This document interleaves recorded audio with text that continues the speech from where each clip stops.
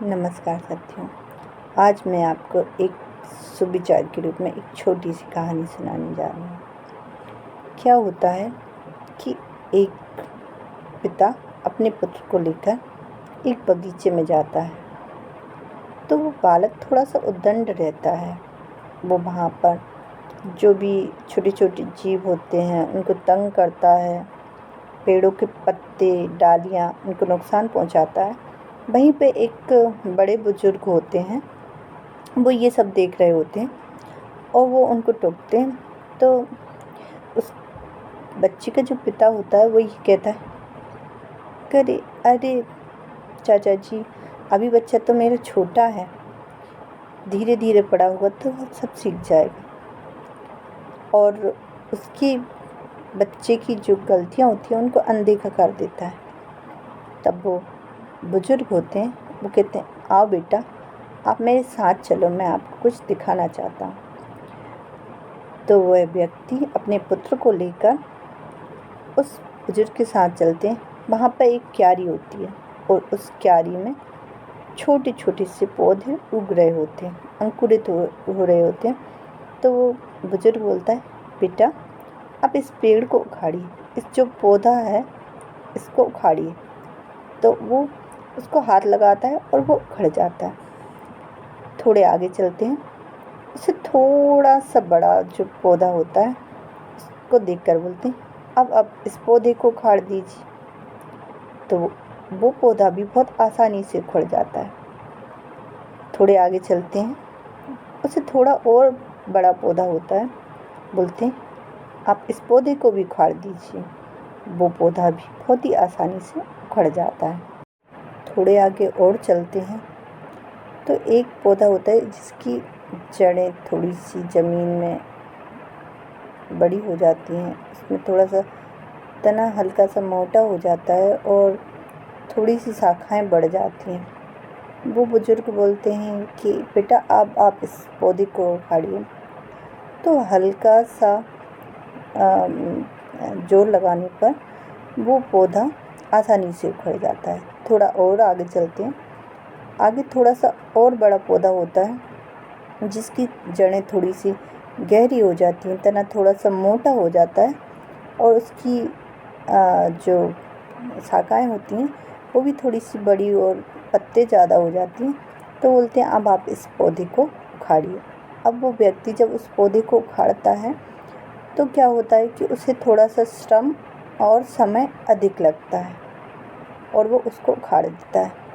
थोड़े और आगे बढ़ते हैं तो क्या होता है कि वो व्यक्ति जिस पौधे को उखाड़ने का कहता है उसकी जो जड़ें होती हैं और भी गहरी हो जाती हैं और तना और भी मोटा हो जाता है और उसमें पत्तियों की संख्या भी अधिक हो जाती है।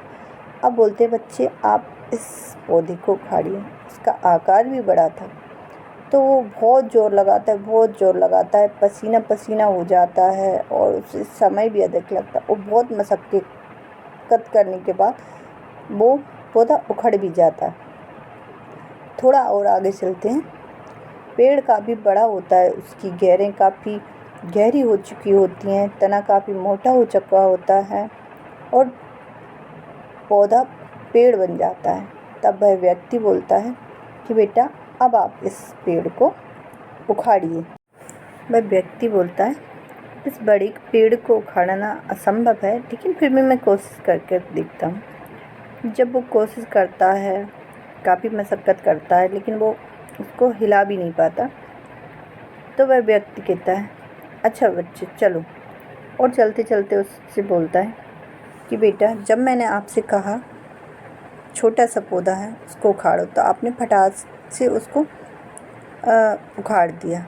आगे चले, वो पौधा भी आसानी से निकल गया। थोड़ा कम गहराई में जिसकी जड़ें थी आपने उसे भी आसानी से निकाल दिया, लेकिन जिस पौधे की जड़ें थोड़ी सी गहराई में थीं, तना थोड़ा सा मोटा था, इसमें पत्तियां भी कुछ अधिक थीं, आपको उस पौधे को निकालने में थोड़ी सी मेहनत और समय लगा। उससे बड़े पौधे को निकालने में आपको बहुत मेहनत और बहुत समय लगा और एक पेड़ ऐसा भी आया जिसको आप हिला भी नहीं सकी। तो आप ये बताइए, बुराइयां भी कुछ इसी तरीके से होती हैं।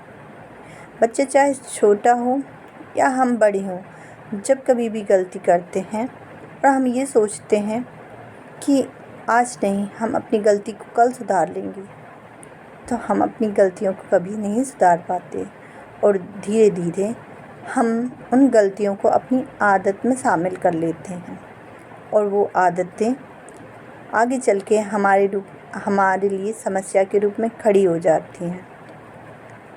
इस कहानी से हमें यही सीख मिलती है कि यदि हम में कोई बुराई आ रही है या हम में कोई गलत आदत है तो हमें उसे तुरंत ही उखाड़ फेंकना चाहिए, जिससे समस्या बड़ी ना हो।